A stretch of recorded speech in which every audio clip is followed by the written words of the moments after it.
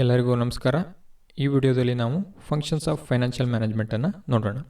ಮೊದಲನೇದಾಗಿ financial forecasting ಅಥವಾ estimation of capital requirements, ಅಂದರೆ ನಮಗೆ ಎಷ್ಟು ಬಂಡವಾಳ ಬೇಕು ಅನ್ನೋದನ್ನು ಎಸ್ಟಿಮೇಟ್ ಮಾಡೋದು. ನಮಗೆ ಮುಂದೆ ಎಷ್ಟು ಖರ್ಚುಗಳು ಬರ್ಬೋದು, ನಾವು ಏನೇನು ಮೇಲೆ ಇನ್ವೆಸ್ಟ್ ಮಾಡಬೇಕು ಅದನ್ನೆಲ್ಲ ಯೋಚನೆ ಮಾಡಿ ನಮಗೆ ಎಷ್ಟು ಬಂಡವಾಳ ಬೇಕಾಗ್ತದೆ ಅಂತ ನಾವು ಡಿಸೈಡ್ ಮಾಡ್ತೀವಲ್ಲ, ಅದು ಎಸ್ಟಿಮೇಟಿಂಗ್ ಕ್ಯಾಪಿಟಲ್ ರಿಕ್ವೈರ್ಮೆಂಟ್ಸ್ ಅದು ಮಾಡುತ್ತೆ. ಅದರ ನಂತರ estimating and controlling cash flows, ಅಂದರೆ ನಮ್ಮ ಆರ್ಗನೈಸೇಷನಿಗೆ ಎಷ್ಟು ಕ್ಯಾಶ್ ಇನ್ಫ್ಲೋ ಆಗುತ್ತೆ, ಎಷ್ಟು ಕ್ಯಾಶ್ ಬರುತ್ತೆ, ಆಮೇಲೆ ನಾವು ಕೊಡ್ತಕ್ಕಂಥದ್ದು ಎಷ್ಟಿದೆ, ಎಷ್ಟು ಕ್ಯಾಶ್ ಔಟ್ಫ್ಲೋನ ಮಾಡಬೇಕು ಅಥವಾ ಔಟ್ಫ್ಲೋ ಆಗುತ್ತೆ, ಅದನ್ನು ನೋಡಿ ನಾವು ಎಷ್ಟು ಕ್ಯಾಶನ್ನು ಇಟ್ಕೊಂಡಿರಬೇಕು ಅನ್ನೋದನ್ನು ಡಿಸೈಡ್ ಮಾಡಬೇಕು. ನಾವು ವೆಂಡರ್ಸ್ಗೆ ಕರೆಕ್ಟ್ ಪೇಮೆಂಟ್ ಮಾಡಬೇಕು ಅಂದರೆ ನಮ್ಮಲ್ಲಿ ಕ್ಯಾಶ್ ಇರಲೇಬೇಕು.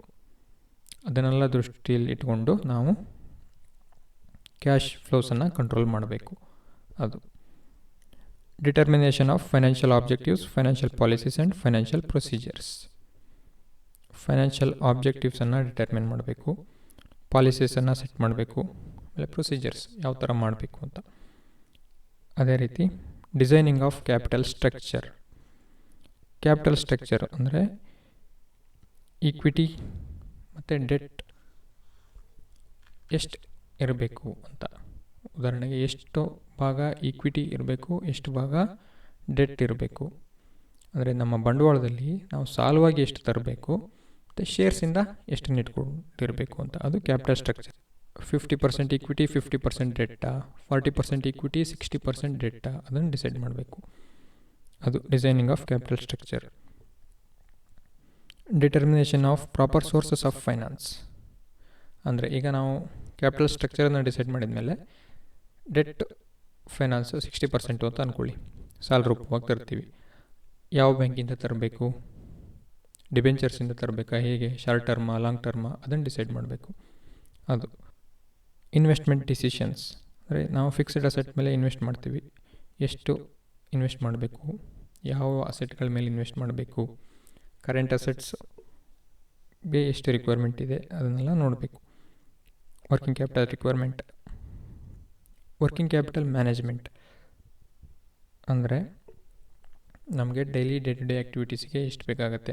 ಉದಾಹರಣೆಗೆ ಈಗ ನಮ್ಮದು ಟ್ರೇಡಿಂಗ್ ಬಿಸ್ನೆಸ್ ಆದರೆ ಇನ್ವೆಂಟರೀಸನ್ನು ಸ್ಟಾಕ್ ಇಟ್ಕೋಬೇಕಾಗ್ತದೆ. ಅದು ಎಷ್ಟು ಇಟ್ಕೋಬೇಕು, ಅದಕ್ಕೆ ಎಷ್ಟು ಬಂಡವಾಳ ಬೇಕು, ಡೈಲಿ ಡೇ ಟು ಡೇ ಆ್ಯಕ್ಟಿವಿಟೀಸಿಗೆ ಅದನ್ನು ನೋಡ್ಕೋಬೇಕು. ಆಮೇಲೆ ಡೈಲಿ ಆಫೀಸ್ ಎಕ್ಸ್ಪೆನ್ಸಸ್ ಏನಿದೆ ಅದಕ್ಕೆಲ್ಲ ನೋಡ್ಕೋಬೇಕು. Disposal of profit or dividend decisions.